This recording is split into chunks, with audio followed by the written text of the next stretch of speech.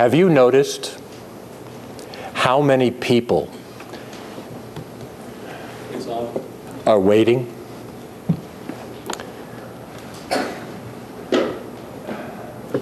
Waiting for the slide projector to work? There we go. Waiting for their moment, the right moment, a perfect moment, a defining moment,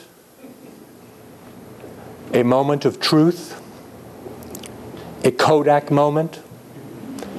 Some just want a moment of silence. Have you noticed that many people are waiting for their moment to be indignant? Foot tapping, hands on hips, nose in the air, indignation. Waiting for their moment to be angered at something they perceive to be unjust.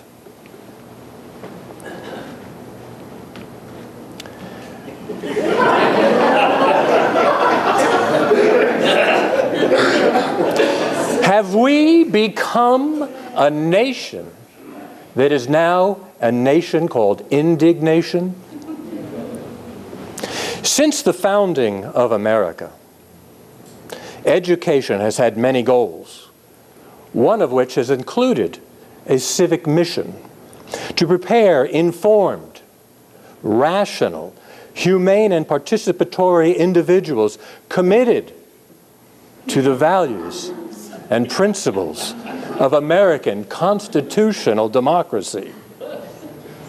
Sounds good. That's what we're supposed to be doing.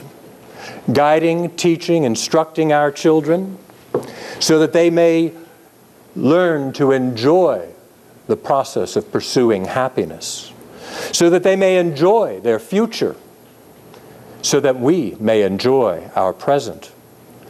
Thomas Jefferson said in 1820, "I know of no safe depository of the ultimate powers of the society but the people themselves. And if we think them not enlightened enough to exercise their control with a wholesome discretion, the remedy is not to take it from them, but to inform their discretion." But to inform their discretion. But something seems amiss. Something seems wrong. CNN reported on a telephone survey conducted by the Oklahoma Council on Public Affairs where they asked 1,000 students questions like, who was the first president of our country?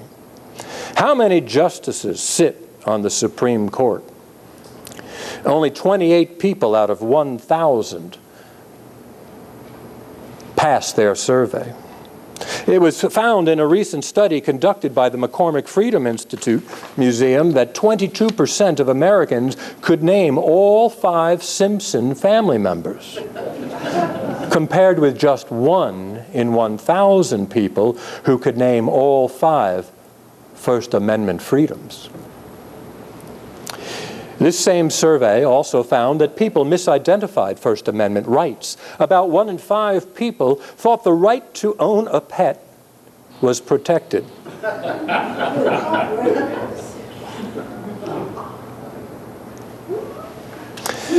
They also thought that the First Amendment right was something that was contained in the Fifth Amendment. Taking the Fifth, not drinking a fifth, but taking a fifth was considered a First Amendment right.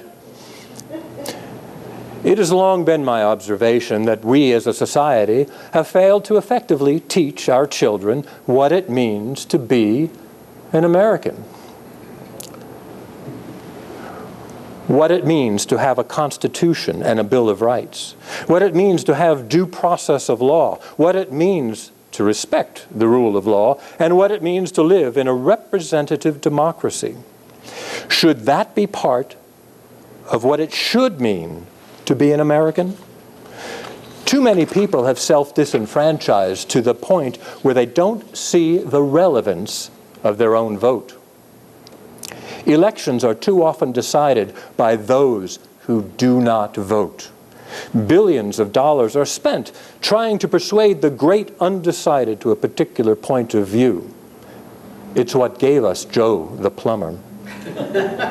But if we were to begin teaching our youngest residents at an early age the meaning of what it is to be an American and the meaning of civil responsibility, we may wind up with adults who are well equipped to make meaningful contributions to our public and civil discourse, and who better understand, cherish, and respect our Constitution. An informed population may give us a stronger, more robust America. It is my view that representative democracy works best with informed, engaged participation. We are the government, and the government is us. That is, we the people means you and me and those in the government. The complexity of our lives suggests having a solid understanding of our government is essential for the government to work effectively. We should stop thinking that government is something that is done to us, that government is some distant entity over which we can exercise little to no influence.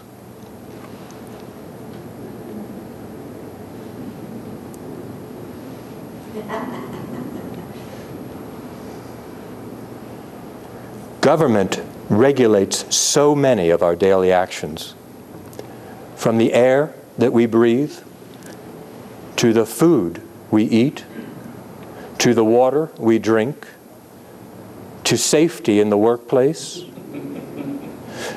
to management of disasters and diseases, to which wars we will engage.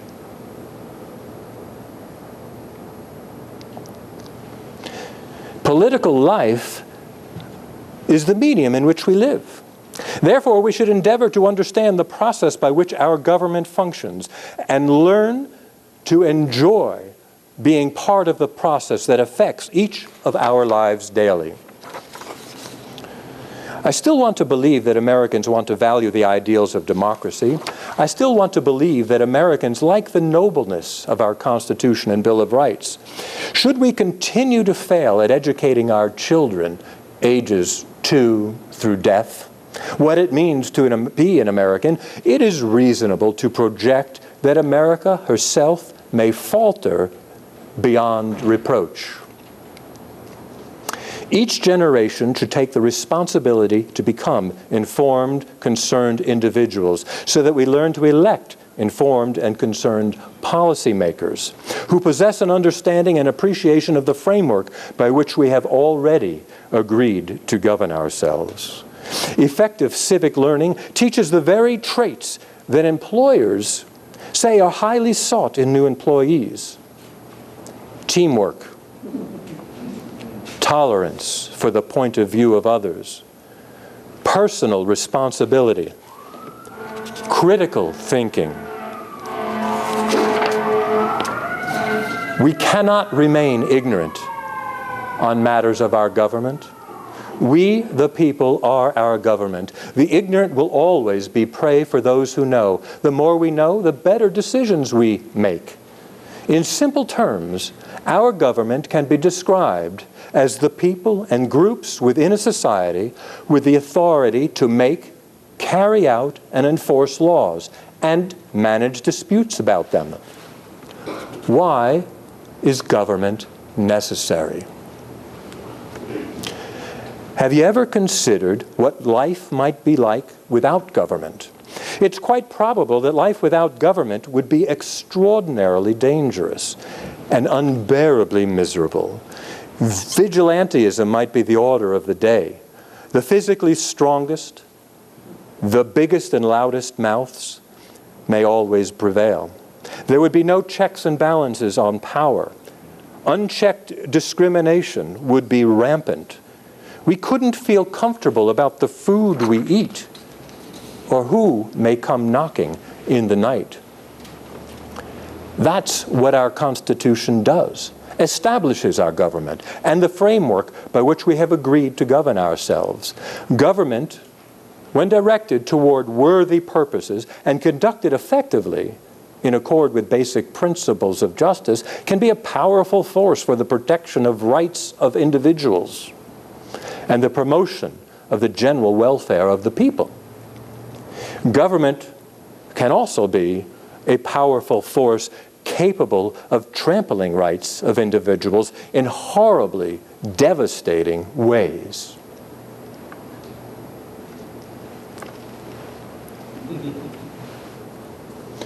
An understanding of the necessity of government and its usefulness in promoting agreed upon goals that benefit the individual and society is essential for the development of informed, competent, and responsible citizens. Let's review some of the useful things our government does. Our government makes laws that establish schools and libraries, provide health services, and require licenses for drivers. Our government carries out laws to build and maintain highways, conduct immunization programs. Our government enforces laws that require people to obey traffic lights and child labor laws and sanitation laws. Our government manages conflicts between people so that disputes between people can be settled peacefully. Our government provides for the defense of our nation. The laws enacted often provide order, predictability, and security. Rules that require people to take turns. Laws that require people to drive on the right side of the road. Laws that protect people from others who want to take their property or harm them. Our people and our government created laws that protect people's right to pray.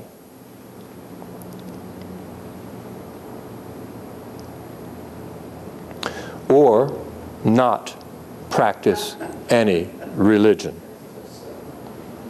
Laws that provide equal opportunities for all students to get a free public education. Our government assigns burdens or responsibilities. For example, laws that require people to pay taxes and to perform military service in times of national emergency. We have laws that limit the power of people in authority, laws that require teachers and school administrators to teach all students fairly, laws that prevent parents from abusing their children. No one should be above the law, not even a president. Not even a president. A president. A president. Or a vice president. However, we the people are more than the government. Thomas Jefferson, James Madison, John Adams, and others recognize that even the most well-designed institutions are not sufficient. Ultimately, a free society must rely on the knowledge and skills and virtue of its people and those they elect to public office. What should it mean to be an American? It is essential to the preservation and improvement of American constitutional democracy that we learn to enjoy the process of being an American, that we get involved, that we learn to increase our capacity for effective and responsible participation by developing certain dispositions or traits of character that enhance the individual's ability to participate in the political process and contribute to the healthy functioning of the political system and improvement of society. Schools play a significant role in developing Americans' knowledge and skills that shape our civic character and civil commitment. So do many other institutions, the family, religious institutions, the media, and community groups exert important influences that shape American values. Is America too diverse to suggest that there are such things as American values? If there are such things as American values, what might some of them be? Perhaps an abiding appreciation for freedom, individual rights to life, liberty, property, religion, non-religion, pursuit of happiness, the social good, justice, equality of opportunity.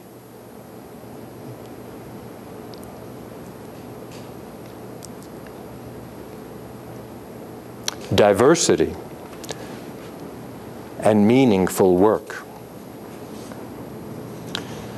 In contrast to most other nations, the identity of an American is defined by a broad sense of shared political values, shared principles, and shared beliefs, rather than by ethnicity, race, religion, class, language, gender, or national origin.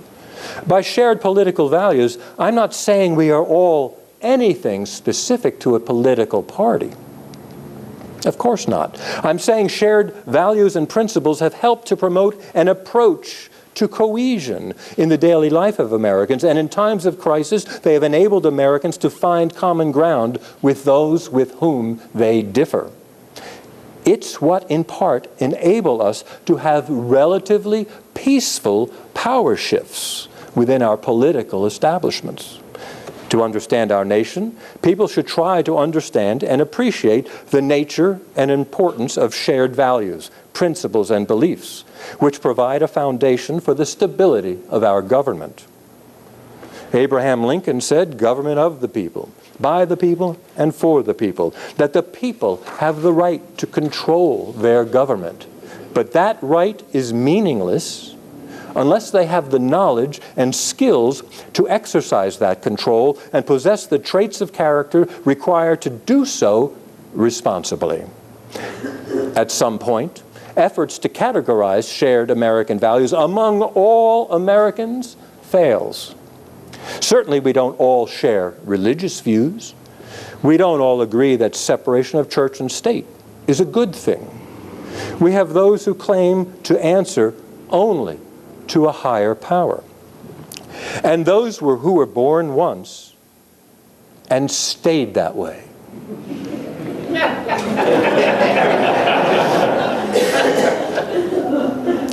There is a significant divide among the American populace. About 1 in 4 of those who voted for George Bush cited moral values as their #1 concern. They cited the reason they voted for George Bush was that his moral values more closely reflected their own moral values, that President Bush is a good Christian. And there are those who were sickened by the notion that George Bush may be considered a good Christian.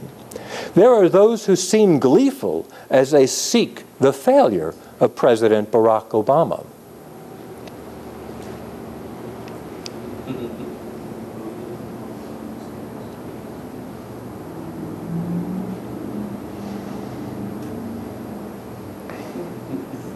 The so-called value voters have cited concerns that include a constitutional amendment to ban gay marriage, more restrictions on access to abortion.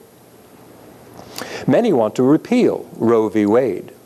Values voters cited their desire to remake the federal judiciary to get the right new Supreme Court justices.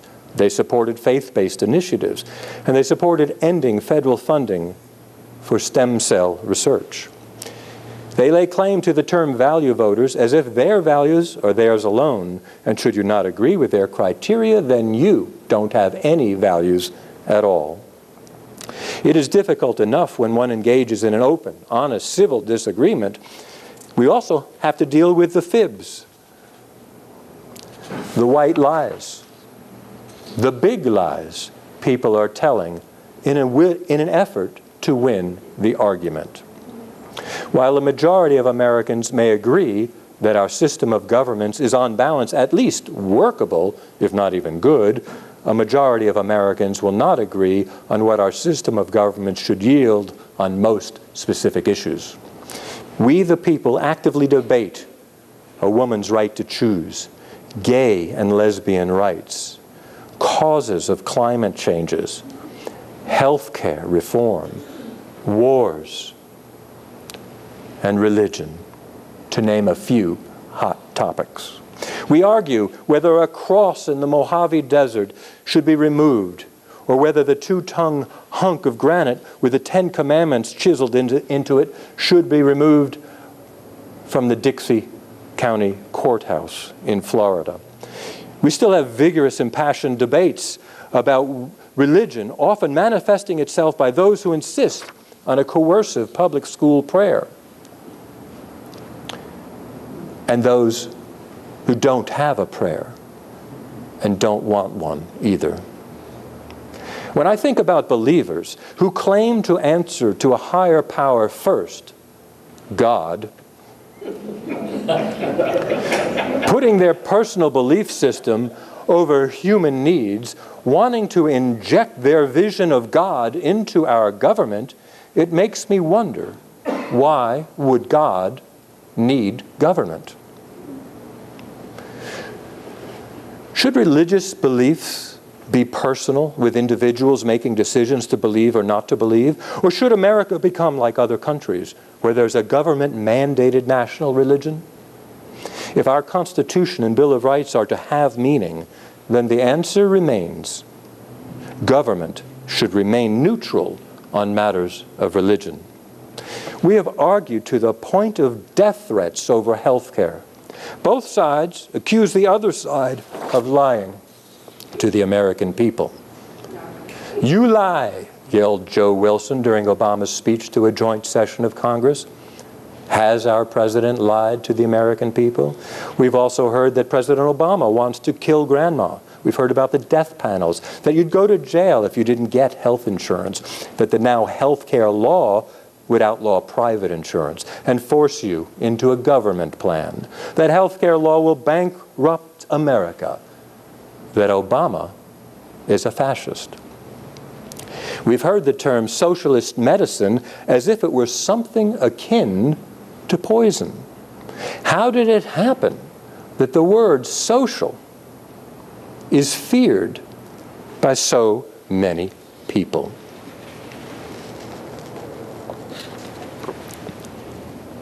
But the real question isn't whether you think an idea is good or bad, but how do you arrive at your opinion?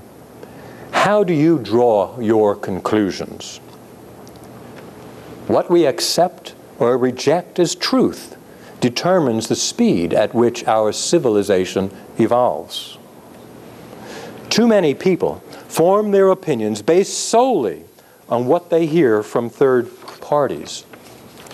Too few people do the work of going directly to the source.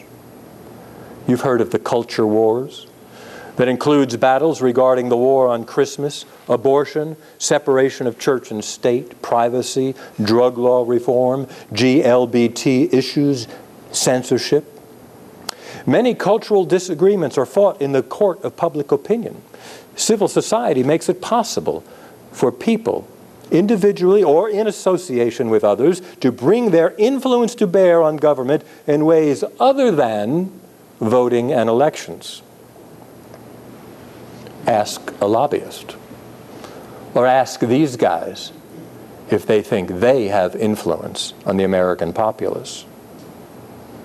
We now have the controversial Supreme Court decision, Citizens United versus the Federal Election Board, where the court removed the barriers to content-based speech prior to elections, allowing unions and corporations to spend freely.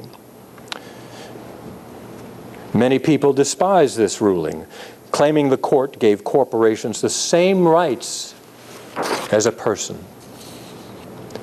However, that's not what the court did. If freedom of speech, freedom of assembly, equal access, due process are to have meaning, then the court could not reach any other conclusion based on our Constitution. Corporations and unions are not the equivalent of a person, but they are an assembly or an association of people. There isn't a corporation anywhere that is not made up of people, people who under our Constitution have rights too. I encourage all of us to get informed and to get involved. I believe we, the people, are the greatest check and balance we can have on each other and on our elected officials. An informed discretion. People brought to bear their influence on our state government last week, and Governor Christ acted to veto SB 6. I encourage all of us to get informed and get involved. I believe we are the greatest check and balance we can have on each other and on our elected officials. But there is no mandate to do so. No mandate to get informed or get involved, nor should there be. That's what freedom is. The absence of restraint and the availability of choice. But it's your choice. Democracy is not quiet business. Democracy is advanced citizenship. What should it mean to be an American? It should mean that the pursuit of happiness is genuinely available for all people, that a right for one is a right for all. I hope that it means that we choose to become informed, active participants seeking to leave America just a little bit better for us having had the good fortune to live here. What should it mean to be an American? That will depend in no small part, as it has in the past, as it is today, and as it will be tomorrow, on whether you are, and if not, whether you will become an eager, well-informed participant in our democracy.